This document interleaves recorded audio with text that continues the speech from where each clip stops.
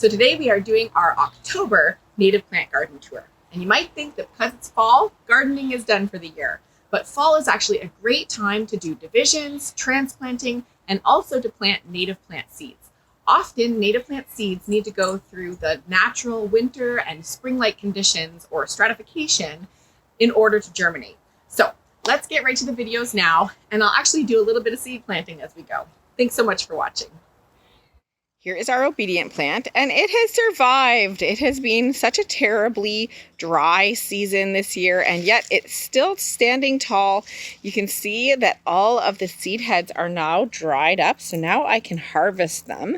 And you know what? I probably could have done this a little bit sooner, because you can see from some over here that they've all kind of fallen off or been snatched up by the birds or whatever. So silly me, I didn't do this soon enough, but I will still be able to collect lots of seeds. And if I get lots more obedient plant in this part of the garden, that just means more to share. So these super cute little seed heads, these little puffs here, are what is left of our smooth blue aster. So I'm going to leave these seed heads on for the birds and maybe even put a little bit down in the ground to kind of help establish this plant more in the garden, because if you've been watching along, we only had about 4 stalks of this. So I will probably just take a little bit of these seeds, and then I can rub them in my fingers, and then you can see them separate from the seed head.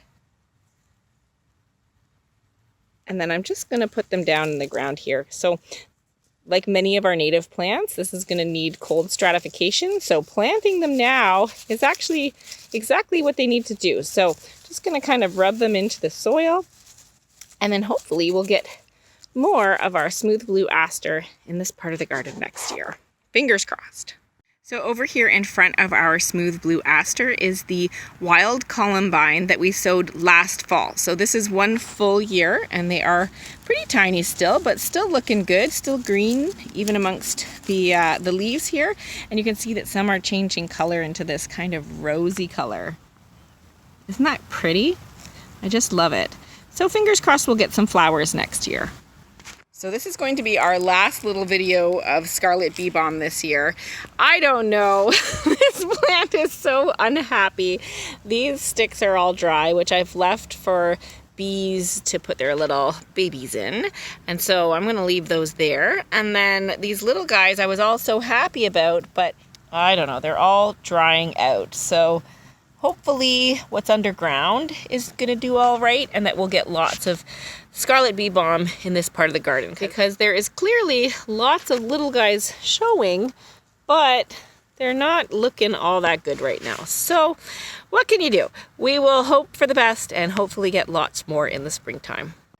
So this is our serviceberry plant, and honestly it looked really dry this year. I'm really worried about this plant. It didn't have the bright red colors that I've seen on some of the more established plants that are in my neighborhood, so I am super worried. So fingers crossed we get some berries next year and this plant survives, but I am a little nervous for this guy. So this little bit here is what is left of our pussy willow plant. So you can see that we've got a couple little stalks here that are coming. We've got some new shoots that came this year, and these are the ones that are kind of this greenish yellow color. And I do see lots of little buds forming along the stem. So here are all the tiny little buds. So that's exciting. I'm not sure if these buds are what will form into branches, or maybe they'll form into little catkins. So I'm kind of thinking they're leaf buds, but we will see. We will wait and see. Maybe if any of you guys know, you can let me know. Over here amongst the leaves are the bee balm that was sown last fall. So this is 1 full year round, and these guys are probably about, I don't know, 4 inches tall or so. They haven't dropped their leaves yet, and they are turning this kind of neat, almost rusty color. So kind of pretty. So fingers crossed that these guys will have beautiful blooms next year. You guys hold on through the winter, okay? Oh, even just rubbing them right now, I can smell the beautiful scent from this plant. It's really kind of neat. Anyway, fingers crossed for next year we'll get some of those very cool blooms. So these few stalks are what is left of our swamp milkweed. So this was the young swamp milkweed that we grew from seed that we sowed last fall. So this guy got to be about, I don't know, 3 feet or so tall. So pretty good for the first year. No blooms, of course, this year, but next year, let's hope for some. Fingers crossed. So clearly not a lot of winter interest here. So this will be the last time you see this guy in this series. I think it might be a little tough to see the little blue stem here with the sun and all of the kind of distraction in the background, but it really is quite lovely. These stalks have gone kind of a rosy color. Let's see if we can get that. Can you see that rosiness? It's really pretty. And then now it's gone to seed. So now we've got all these little fluffs coming. So kind of cool. Very, very, very pretty plant. I'm super happy with this guy. I've got 3 of them. I got these from Reap Green Solutions in our Sun Bloom in the Box kit. So there's 2 of them right here. And I have another one in our Boulevard garden. And I really, really am happy with this addition to our native plant gardens. So over here is our lance leaf coreopsis. It's kind of hard to see as well with all of the kind of distraction in the background, but we've got lots of lovely green leaves here, and pardon the cars going by, but we are in the front of the house. So there is a little bit more action by the road here. Anyhow, there's lots of lovely green still left, and then a bunch of the seed heads are still left. So these I'm going to leave for the birds. We've got lots that I collected already that I have got the seeds from, and I'm able to share them with friends and put them in other parts of the garden as well. So lots of lance leaf coreopsis, tons of beautiful golden yellow flowers this year. So looking forward to another beautiful season of that next year. Here's our prickly pear cactus, and this guy is in our Boulevard garden, as you can hear from the cars going by, and he's got a friend up here that's in our rock. Now this guy, I don't know how long he's going to live up here because there's not quite a lot of soil in there for him to really establish his roots, so he might have to move over time, but so far so good. You can see too, we've got some interesting little like fuzzy things forming. They're kind of prickly. And they're stuck to my finger. So they're not fuzzy. They're not fuzzy at all. They're hard. And they're really unique. And I just love this plant and love how this is one of the, I think, the only cactus that is native to Ontario that will withstand our winters. So if you don't have it yet, get some prickly pear cactus for your garden as well. So I don't know if you can see these very well, but we've got some wild bergamot stems here that are left. We've got some seed heads, hopefully full of lots of seeds. I already took some of the seed heads and sprinkled some seeds along the ground so that we could help to establish this plant. So I'm going to leave these here for the birds. And funny enough, this is clearly in my Boulevard garden. Funny enough, there's a little feather here. So clearly somebody's been enjoying these seeds already. So kind of cool to see that, and hopefully they'll enjoy that over the winter. So not a lot of winter interest, but there's still some. They're still poking their head up, so we're gonna leave these here for the birds. So this little guy, this tiny little plant, is our Rudbeckia hirta, the native black-eyed Susan to my area, and it still has a little bit of blooms still, even though it's coming to be November in the next couple days. And you can see that we've got some seeds forming when they're all nice and dry like this. Yes. So I am very excited about this plant, and I know that I would love to have a ton of it. So I will leave some for the birds, but I am for sure going to be stealing some of these and putting them in the garden so that we have even more in this part of the garden. So this again is our Boulevard garden. I'm actually just going to show you what we have. Rub them with my fingers, see if any of the seeds kind of pop out. So there's a couple seeds there. They're very tiny, and we are just going to put them right into the ground. Maybe we'll get even more next year. Don't mind my nails. My daughter did them this year. They're still there for the video. Didn't really think of that going in. So hiding underneath these leaves here. Oh, somebody just jumped on there. Who do we have here? Do you know what that is? Oh, it looks like the tiniest little grasshopper or something. Any bug specialists are watching. Who's this? All the more reason to leave the leaves, not blow them around with your leaf blowers and such. So this over here is our prairie smoke. So still lots of green. So I'm going to kind of move these leaves so it can still take in that sun energy and help to establish this plant even better in our Boulevard garden.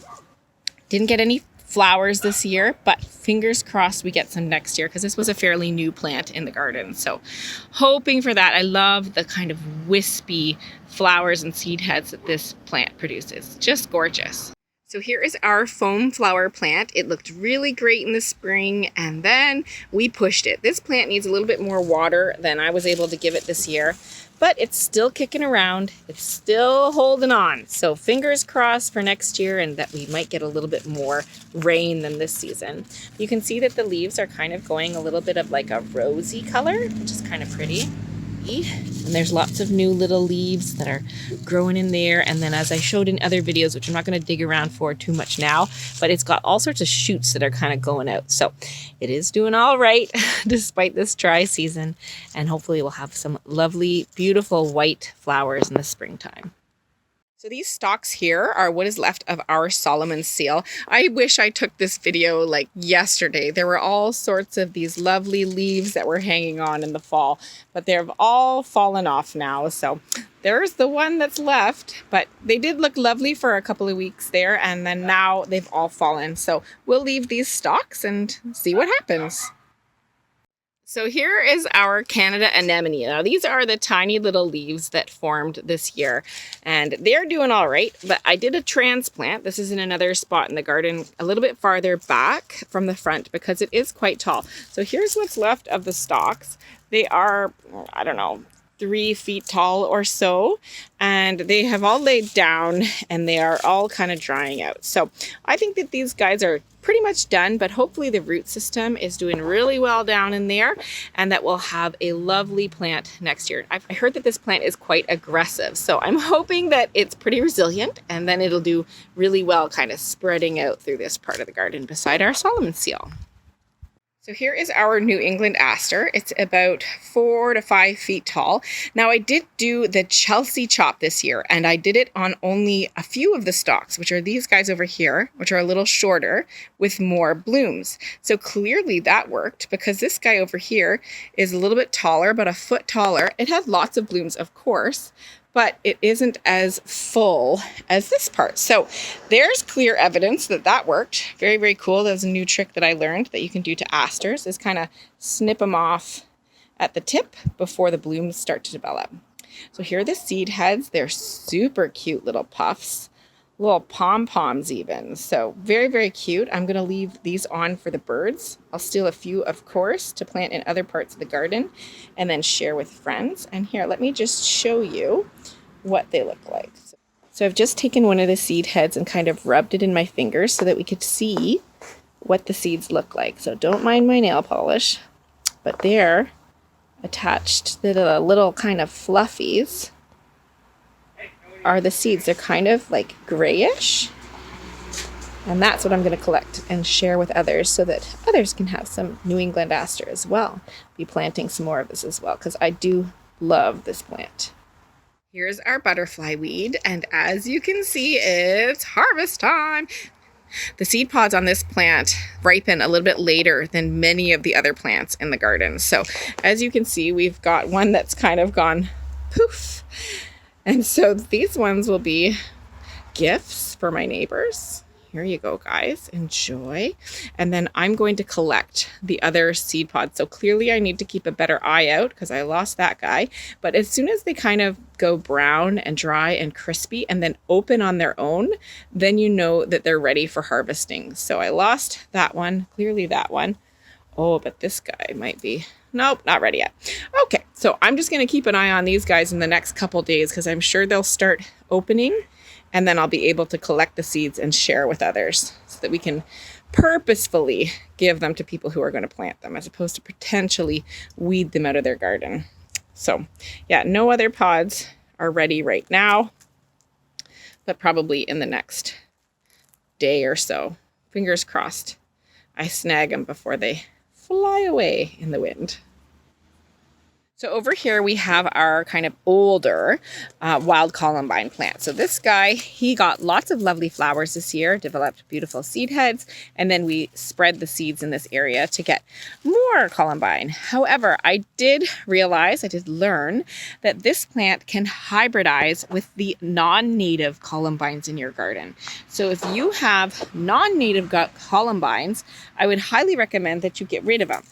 I had a whole bunch, and so now I'm nervous that perhaps that the seeds that were developed might have been hybridized with this guy, who is not a native columbine, and that perhaps that the seeds developed would not be the native variety. It would be a hybridized variety, and that perhaps the little critters that would be using this plant might not prefer that plant. So I am getting rid of all of the cultivar or the other kind of varieties that I have that are not native. So if you have the wild columbine and you have other varieties as well, you might want to do the same.